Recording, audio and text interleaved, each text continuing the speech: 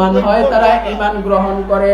কিন্তু আল্লাহর নবী সাল্লাল্লাহু আলাইহি ওয়াসাল্লাম বলেন, মুসলিম শরীফের বর্ণনা আসছে, আল্লাহর নবী বলেন, অন্যান্য নবীদের থেকে যাদেরকে আল্লাহ তাআলা দুনিয়াতে পাঠাইলেন, তাদের মধ্য থেকে আমি নবীকে 7টা অতিরিক্ত গুণ দিয়া, মতান্তরে 6টা অতিরিক্ত গুণ দিয়া আল্লাহ তাআলা আমাকে দুনিয়াতে পাঠাইছে। তাহলে আল্লাহর রাসূল সাল্লাল্লাহু আলাইহি ওয়াসাল্লামকে অন্যান্য নবীদের থেকে 7টা 6টা গুণ, মতান্তরে 6টা, আবার আছে এক হাদিসের মধ্যে আসে 7টা, এই 6টা গুণ দিয়ে যখন রাসূলকে পাঠাইলেন, রাসূল হলেন ফুদ্দিলতু আলাল আম্বিয়া বিসিত্তিন উতিতু জাওয়ামিয়াল কালিম। আল্লাহর নবী বলেন যে আমি হলাম জাওয়ামিউল কালিমের মালিক, অল্প কথায় মানুষকে বুঝাইতে পারি। আল্লাহর নবী অল্প কথায় মানুষকে বুঝাইতে পারে। কেমন ভাবে বুঝাইতে পারে? হযরত নূহ আলাইহিস সালাতু ওয়াস সালাম তার উম্মতদেরকে দাওয়াত দিলেন, 900 থেকে 950 বছর, উম্মত মাত্র 80 থেকে 82 জন। পক্ষান্তরে আমার নবী সাল্লাল্লাহু আলাইহি ওয়াসাল্লাম উম্মতকে দাওয়াত দিলেন, মাত্র 23 বছরে সারা পৃথিবীর মানুষকে সোনার মানুষে রূপান্তর করতে আল্লাহর রাসূল সক্ষম হয়েছে। এটা আল্লাহর রাসূলের গুণ, উতিতু জাওয়ামিউল কালিম, যে আল্লাহ তাআলা আমাকে জাওয়ামিউল কালিমের মালিক বানাইছেন। 2 নাম্বার হলো আল্লাহর নবী বলেন সাল্লাল্লাহু আলাইহি ওয়াসাল্লাম, অনুসিরতু বিররুব, মানুষগুলা আমার পিছনে পিছনে আমার অনেক বদনাম করে, আমার কাছে আসতে তারা ভয় পায়। যখন তারা আমার কাছে আসে তখন তারা আমার সাথে কথা বলতে ব্যস্ত হয়ে যায়। আল্লাহর নবী সাল্লাল্লাহু আলাইহি ওয়াসাল্লামের কাছে হযরত উমর এসে বলে, ওগো নবী, আমি আপনাকে ভালোবাসি। লা ইউমিনু আহাদুকুম হাত্তা আকুনা আহাব্বা ইলাইহি মিন ওয়ালিদিহি ওয়া ওয়ালাদিহি ওয়ান নাসি আজমাইন। আল্লাহর নবী সাল্লাল্লাহু আলাইহি ওয়াসাল্লাম হযরত উমরকে বলে, উমর, তুমি আমাকে কেমন ভালোবাসো? হযরত উমর বলে, আমি আপনাকে অনেক ভালোবাসি। বলে, কেমন? বলে, আমার ধন সম্পদের চেয়ে বেশি ভালোবাসি, আমার স্ত্রী পুত্র থেকে বেশি ভালোবাসি। ওগো নবী, তবে এই কথাই আমি সিদ্ধান্ত নিতে পারলাম না যে আমি আপনাকে জানের চেয়ে বেশি ভালোবাসি। আল্লাহর নবী সাল্লাল্লাহু আলাইহি ওয়াসাল্লাম সাথে সাথে বলেন, ওমর, তুমি ততক্ষণ পর্যন্ত পরিপূর্ণ মুমিন হতে পারবে না যতক্ষণ পর্যন্ত আমি নবীকে তুমি তোমার জানের চেয়ে বেশি মহব্বত না করবে। তাহলে নবী করিম সাল্লাল্লাহু আলাইহি সাল্লামকে আমাদেরকে নিজের জানের চেয়ে বেশি মহব্বত করতে হবে, তাহলে আমরা প্রকৃত মুমিন হতে পারবো।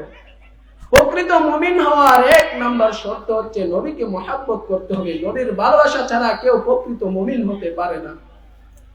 আল্লাহর নবী সাল্লাল্লাহু আলাইহি ওয়াসাল্লাম হাদিসের মধ্যে বলেন, অখুতিমা বিয়ান নাবিয়্যুন, আমি নবীর মাধ্যমে নবুয়তের দ্বারা শেষ করে দিয়েছেন রব্বুল আলামিন। আল্লাহর রাসূল সাল্লাল্লাহু আলাইহি সাল্লাম বলেন, আনা খাতামুন নাবিয়্যিন লা নাবিয়্যা বাদি, আমি শেষ নবী, আমার পরে কোনো নবী হবে না, আমার পরে নবী দুনিয়াতে আসবে না। দুনিয়াতে নবী হয়ে এই পৃথিবীর ভূখণ্ডে আর কেউ আসবে না। আজ যখন মুসাইলামাতুল কাজ্জাব হযরত আবু বকর রাদিয়াল্লাহু তাআলা আনহুর জামানায় মুসাইলামাতুল কাজ্জাব নামক মিথ্যা নবীর দাবিদার দাবি করেছিল যে আমি শেষ নবী হব, আমি আপনার পরে নবুয়তের দাবিদার, তখন হযরত আবু বকর রাদিয়াল্লাহু তাআলা আনহু দাঁড়িয়ে গেলেন, আয়ান কুসুদ্দিন ওয়া নাহাই, আমি বেঁচে থাকবো আর আবু বকর রাদিয়াল্লাহু তাআলা আনহুর হৃদয়ে স্পন্দ থাকা অবস্থায়, আবু বকর রাদিয়াল্লাহু তাআলা আনহুর দেহে প্রাণ থাকা অবস্থায় মুসাইলামাতুল কাজ্জাব নামক মিথ্যা নবীর দাবিদারের আবির্ভাব হবে, এটা আবু বকর কখনো মেনে নিতে পারে না। তাহলে আমার নবীর মাধ্যমে আল্লাহ তাআলা শেষ নবুয়তের দরজা বন্ধ করে দিয়েছেন। আজ যখন গোলাম আহমদ কাদিয়ানী সহ সারা পৃথিবীর মধ্যে একদল লোক গোলাম আহমদ কাদিয়ানীকে নবী বলে দাবি করে, ওই হলো মিথ্যা নবী, মিথ্যা নবী। তারপরে আল্লাহর রাসূল সাল্লাল্লাহু আলাইহি সাল্লামের পরে দ্বিতীয় আর কোন নবী দুনিয়াতে আসতে পারে না, যেটা আমরা মুসলিম শরীফের বর্ণনায় পেয়েছি। আল্লাহর রাসূল বলেছেন, আনা খুতিমুন নাবিয়িন লা নাবিয়্যা বাদি, আমি শেষ নবী, আমার পরে আর কোন নবী দুনিয়াতে আসবে না। প্রিয় উপস্থিতি, আজ বাংলার জমিনে কাদিয়ানীরা নবী বলে দাবি করে। কাদিয়ানীরা আমার নবী শেষ নবী, তারপরে আর কোন নবী আসবে না। নবীর যুগের পর যখন মুসাইলামাতুল কাযযাব নামক মিথ্যা নবীর আবির্ভাব হয়েছিল, তখন আল্লাহর রাসূল সাল্লাল্লাহু আলাইহি ওয়াসাল্লামের সর্বশ্রেষ্ঠ সাহাবী আবু বকর রাদিয়াল্লাহু তাআলা আনহু তখন মসনদে দাঁড়িয়ে ছিলেন। তখন তিনি হুঙ্কার দিলেন, আমি বেঁচে থাকবো আর আমার নবীর ইজ্জতের হেফাজতের উপর কোন মিথ্যা নবীর আবির্ভাব ঘটবে, এটা কখনোই আবু বকর বরদাশত করতে পারে না। তারপরে আবু বকর রাদিয়াল্লাহু তাআলা আনহু ইয়ামামার যুদ্ধ হলো। তোমরা ইতিহাস পড়ো, ইসলামের ইতিহাসের মধ্যে স্পষ্টভাবে বলা আছে ইয়ামামার যুদ্ধ হলো মুসাইলামাতুল কাযযাব নামক মিথ্যা নবীর দাবিদার। মুসাইলামাতুল কাযযাব নামক মিথ্যা নবীর দাবিদার ৯০,০০০ সৈন্যের সাথে আমার নবীর সাহাবী আবু বকর তখন জোর দাবি করেছিলেন তাকে জাহান্নামে পাঠিয়ে তারপরে আমার নবীর সাহাবী আবু বকর ঘরে ফিরে এসেছিলেন। প্রিয় উপস্থিতি, তাহলে আমরা বুঝতে পারলাম আমার নবী শেষ নবী, আমার নবীর পরে আর কোন নবী দুনিয়াতে আসবে না। এটা আমাদেরকে মানতে হবে, এই বিষয়ে আমাদেরকে আলোচনা জানতে হবে।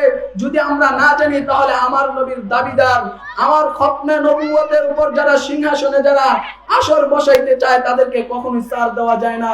সর্বশেষ আমি বলবো কাদিয়ানী পণ্য আমাদের বয়কট করতে হবে। তাহলে এটাই আমাদের জন্য একটা রাসূল সাল্লাল্লাহু আলাইহি ওয়াসাল্লামের ভালোবাসার দাবিদার বলে আমরা স্বীকৃতি পাবো। প্রিয় উপস্থিতি, আমার উস্তাদ মুহতারাম উপস্থিত হয়েছেন। হুজুরদেরকে বসে রেখে এখানে আলোচনা করা আমার জন্য এটা বেয়াদবিমূলক বলে। তো আপনাদের সামনে এখন আলোচনা করবেন আমার উস্তাদ মুহতারাম হযরত মাওলানা হাফেজ বেলাল হোসেন সাহেব উপস্থিত হয়েছেন। আর যতটুকু আলোচনা করছি সর্বপ্রথম আমাকে এবং আপনাদের সকলকে আমল করার তৌফিক দান করেন। সকল বলুন আমিন।